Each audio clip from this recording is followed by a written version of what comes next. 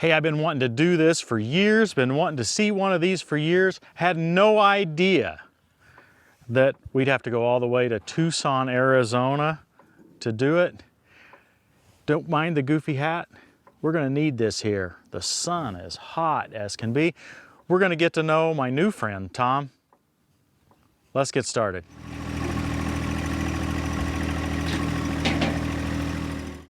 What are we gonna do here, Tom? All right, well, my neighbor, this is his property. He says that his horses, their little horse toes get stubbed on these rocks and the firm ground that they've been packing down, because this is their kitchen. They come here to eat. Yeah. So we're going to gather up some of this softer dirt and manure mix around the area, pile it in here a few inches so that it's a little softer on their tootsies when they come to have a snack. I gather that you're not a horse expert. The only thing I know about horses is you don't stand them behind them because, I mean, there's several reasons, but that's the only thing I know. Okay, that makes sense. Well, I don't know much about horses either. I know that these look nice. I heard your neighbor say something about that he actually wants to have his horses walking around on the manure. I guess when the horses eat normal dirt, they get sick. Colic maybe. Okay. But if they have manure on the dirt, they know not to eat the dirt. So he just lets them do their thing all over this area here, and that way they don't get sick. So the idea is we've got to gather up some of this. I mean, most of the top layer is manure, but we want to gather enough to pad this area, but still leave it out there so that they don't eat the dirt. Because if I scraped it all clean, then the dirt would be exposed, and then that would endanger the horses, I guess. So. Well, this sounds like a perfect job for the Struck MAGNATRAC. Oh, it is. It's good therapy, pushing dirt around. Okay, well, show me how it's done. Okay. The horse is going to drive it. This is the Struck 4900, MH4900. It's got a Honda gasoline engine.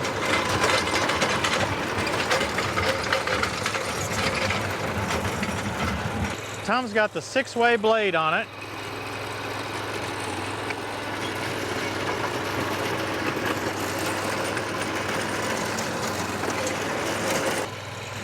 I think there's one model larger than this one, the 8500. It's got a Kubota diesel. It's that same small Kubota diesel that a lot of the little tractors have, including our Ventrac. He's trying to get a little bit of this manure pushed up there, but he doesn't really want to dig down all the way to the dirt like he did that one pass there.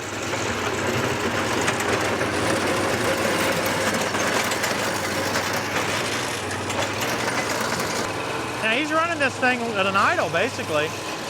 He's not making the engine exert itself at all. Makes sense. This manure is pretty loose. It's mainly dry. You can see a little moisture in it. He's running both sticks of steering. It's a stick steer. He's running both of them with one hand.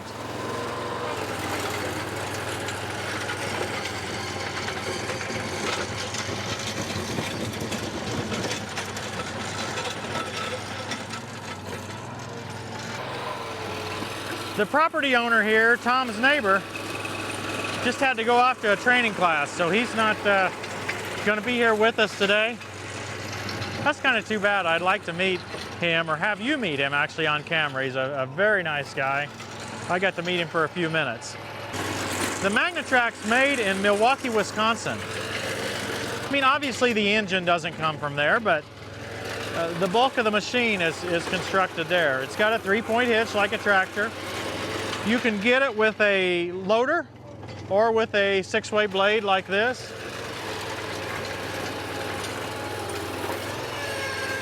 Tom has a big ripper. I think I also saw a backhoe, so I think he's got a backhoe for it.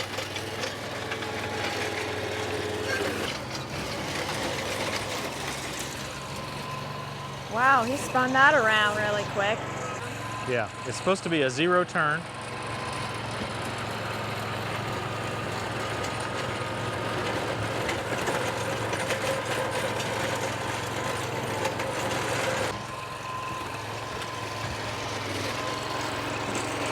Tom loaned me this hat.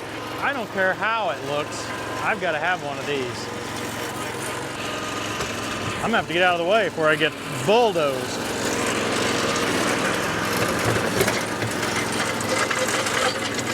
So I always wondered if these little guys would have enough power, enough oomph to do anything. That's what we're hoping to learn today, is just really how do they compare in their ability to push and their ability to do anything compared to a little tractor. I think this particular task is going to make it a little hard to determine that. I think we may have a task to do a little bit later that may be better. Not that this is a bad task, it's just this is an easy task for this truck.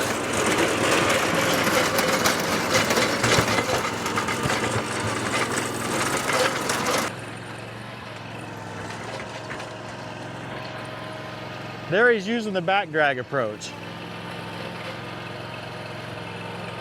That actually makes good sense to me to keep from digging into the dirt. I like watching that 6-way blade. Tom is really good at getting tilted just right.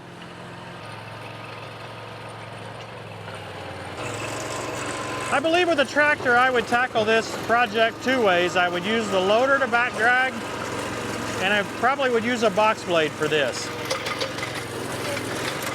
One of the reasons I would choose a box blade is because the box blade can just float, sort of. It can just go down there on that surface and can just pull up just the surface.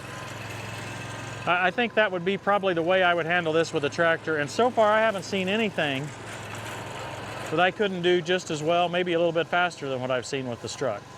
But don't tell Tom. When he's digging forward like that with the blade, he's actually doing a really good job, because it's hard to keep from digging into the soil underneath the manure. I'm now a cactus expert. These are the prickly pear cactus. Right, Christy?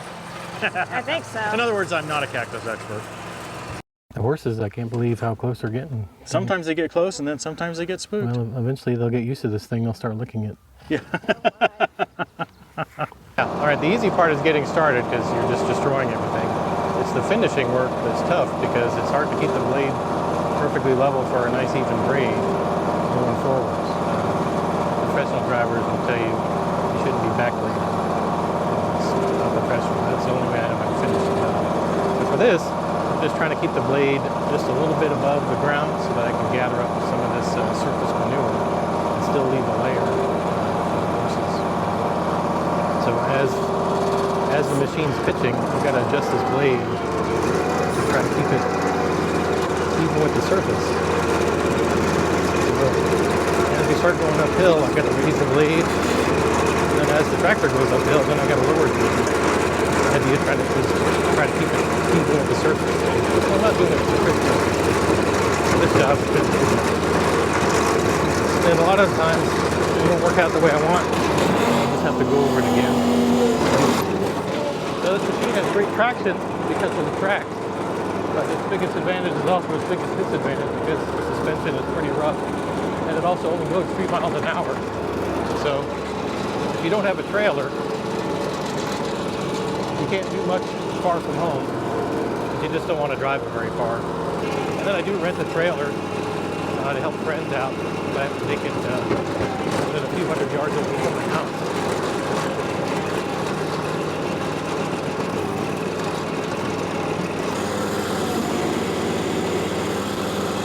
So if you push the blade down too far, you can hear the engine starting to bog down, and then that's how you know that it's time to raise it a little bit and reduce the load on the machine. Yeah, so what's your thoughts so far? This is fun, because the horses aren't very critical of my work. And since I'm not a professional, I'm doing the best I can. I think that's a good point. We don't have to be professionals, do we? No. We don't have to do the job perfectly on almost every job. We're out here on a pleasant day and relieving some stress. Yeah, it's just for fun, and I'm getting the job done, and I'm learning more and more how to use this thing. I mean, I've noticed when my neighbors hop on this thing for the first time, they drive it like I did when I first got it. And so that's when you realize how much you did learn. Yeah, it looks difficult to drive to me. I'll be blunt. Before I bought it, I just assumed bulldozers were something easy, because they drive really slow and they push dirt.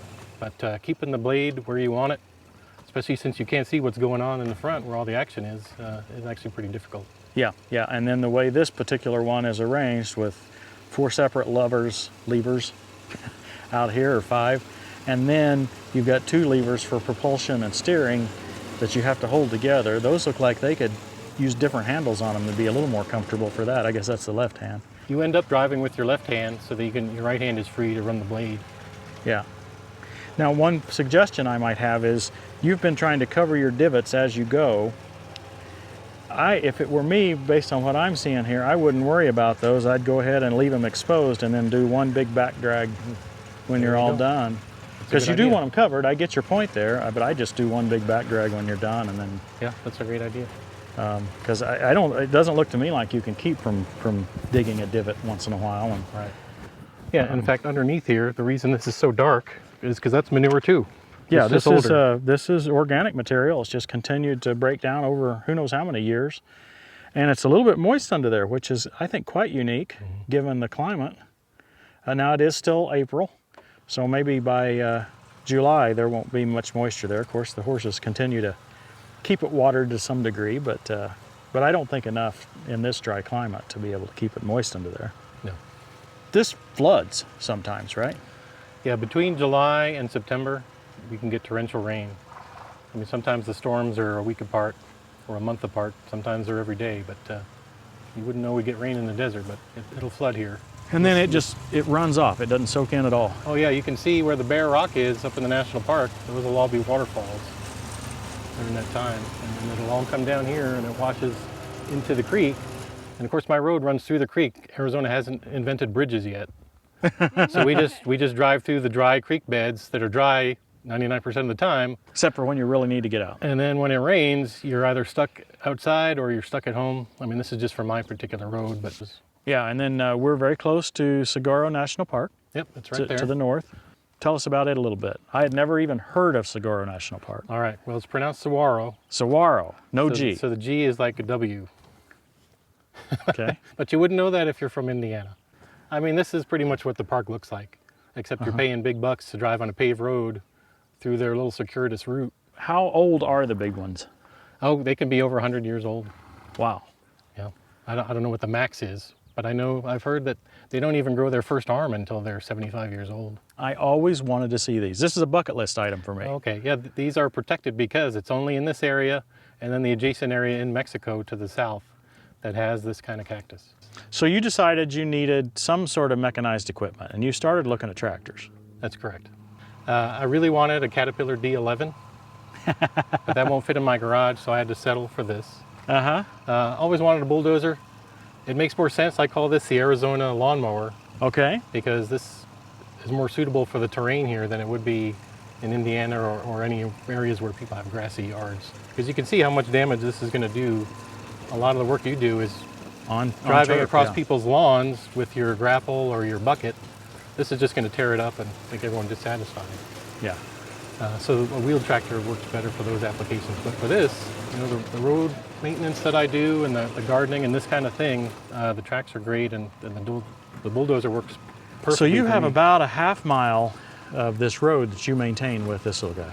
Right, as far as I can get out, you know, the first 400 yards, because otherwise you need a trailer because it's so slow. It tops out at 3 miles an hour, and it also has a pretty rough suspension, so you don't want to drive. Yeah, I was noticing that you didn't opt for the air seat.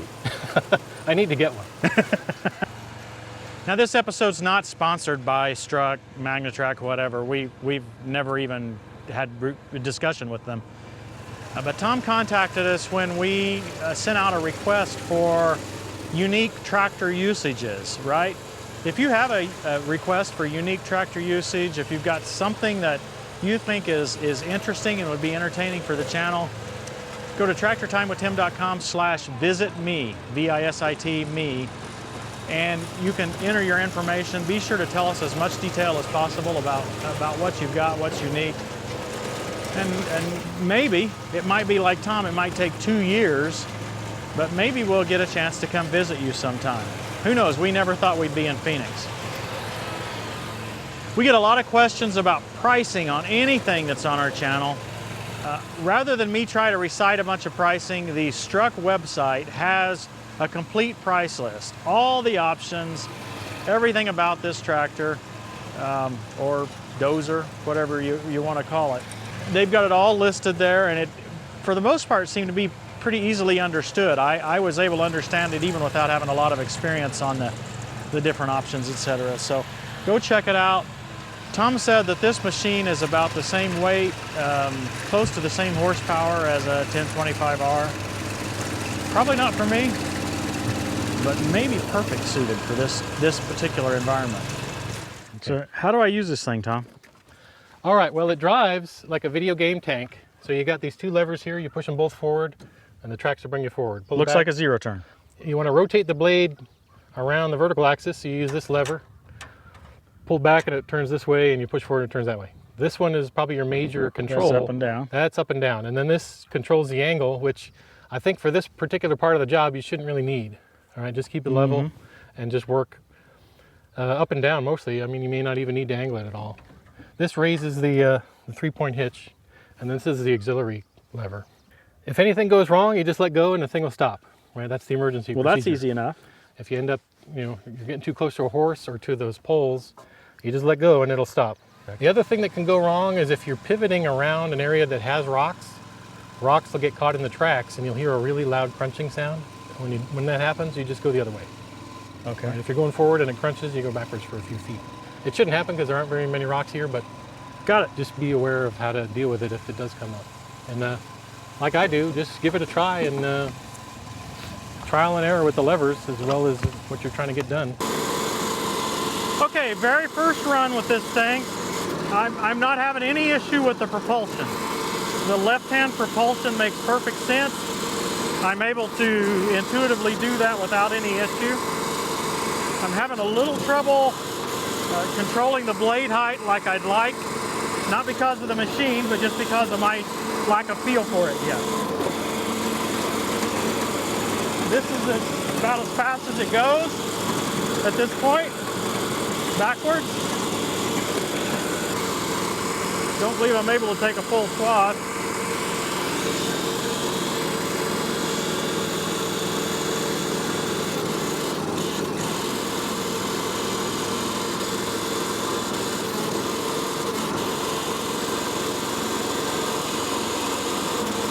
Hey, can I stop you?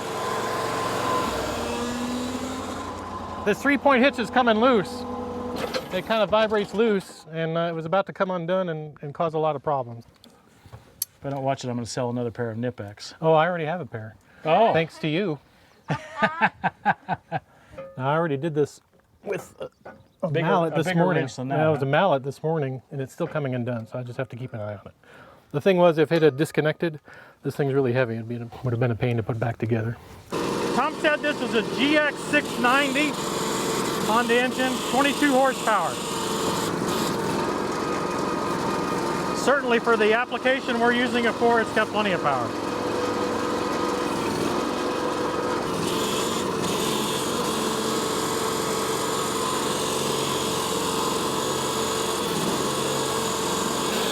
It's trivial to put the machine exactly where you want it. Very easy to control the exact location of the machine. Really works nicely.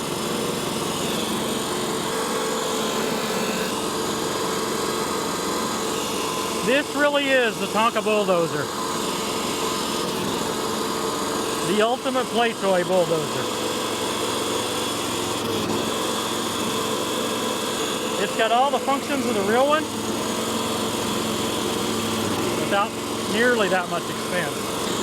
Of course, it's not going to do real big jobs, of course. No one's trying to state that, but hey, this is an interesting weekender type rig. First, and the most important question is, are you enjoying yourself? I am. I am. It is fun to use the bulldozer. And you just always wanted a bulldozer. That's correct. Yeah, ever since I was a little kid, I wanted the Tonka truck bulldozer. It was too expensive back then. Still is, but hey, you can afford it now. Right, and I still want a D11, but a 100-ton bulldozer is a little out of my price range. Yeah. So I had to settle for this. But this does the job. It's working perfect for the projects that my neighbors have and then I use in my house and maintaining my dirt road. So it's ideal for the conditions that I use it for. Yeah. Now, whatever you do here, it takes 3 hours to do what could be done in one pass with a real bulldozer. Oh, sure. But, you know. Well, some things not, though. I mean, we're going right under this low roof line here, and you know, so there's a lot of things that a small piece of equipment can do. Right. But no one's trying to claim that this is a replacement for a D11 or even a D6, or I think they used to make a D4. I don't even know if they still do anymore. The point is it's allowing you to do something that needs to be done, and it's easier to do like this than it is with a hand shovel. That's correct. Now, you chose not to get the loader. Is the loader something that would come off and replace with the bulldozer, or? Yes, you can only have one or the other. I mean, at a time. So you'd have to take the loader off and put this on. I didn't really feel that for my uses, I didn't have use for the loader. So I went with the blade because it's more of a bulldozer thing, and with the dirt around here, I mean, pushing it around is more useful than loading it. And it does have a backup option, which I chose not to get. The PTO is also an option, which I didn't need. I just used the stuff with the 3-point hitch. And it is interesting that you've got a complete 3-point hitch. You can run a box blade or other things like that if you really want. And anything that needs hydraulics, because we've got the extra hydraulic circuit. And I'm super pleased with this thing. I wasn't sure, because there's no dealer network. You order it directly from the factory. Okay. So I'd never seen one in real life, didn't know how it operated. And I was concerned that the dirt here being like concrete, this wouldn't be able to handle it, but this does twice as much damage as I thought. Right, they offer 2 different size frames. So the bigger frame is this one. This has a 10 gallon per minute hydraulic pump and a smaller hydraulic oil cooler. The commercial version, it's the same frame, but it's got a Kubota 3-cylinder diesel engine and a bigger hydraulic oil cooler. Those are really the 15 gallons per minute, that one. And a 15 gallon per minute hydraulic pump. Now the smaller version, if you can believe it, they make a smaller one, comes in a kit. Yeah, I saw it. You can actually build this thing yourself. Tickle pink on my day off to come out here. And Absolutely. You know, hey, that's something, it doesn't matter which piece of equipment you have. There is a joy in helping your neighbor. And I hope anybody that has any sort of little piece of equipment like this, be it a skid steer, be it a tractor, be it a mini dozer, I hope you get that joy, because that is awesome. well, this has been fun working out here with the horses and the goats. And everything. Yeah. Yeah, a great time. She does pretty good with them, actually, Tom. Yeah, she's a lot of fun. She jumps on everything. Who doesn't want to drive a bulldozer? Who doesn't want to drive a bulldozer? Exactly.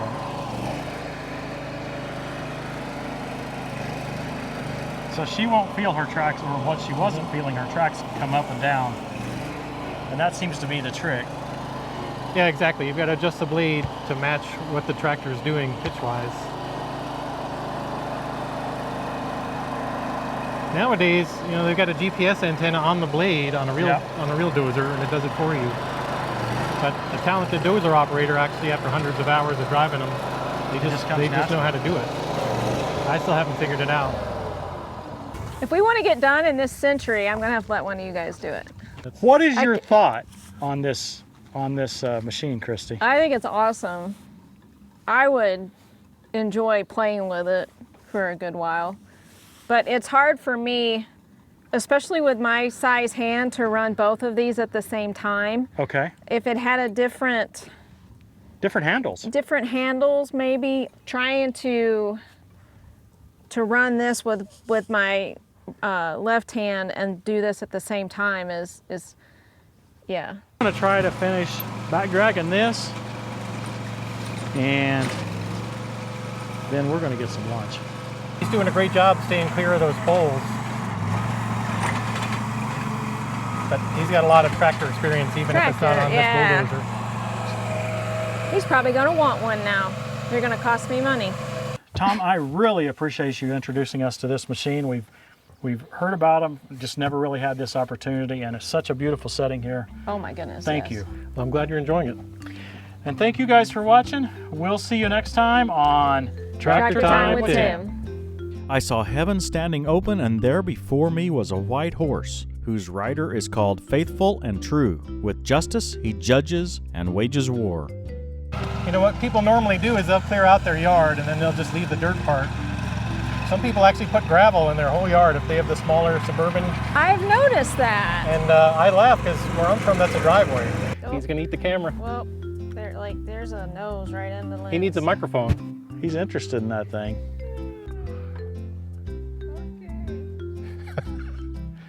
We need to get some carrots or something to lure them away.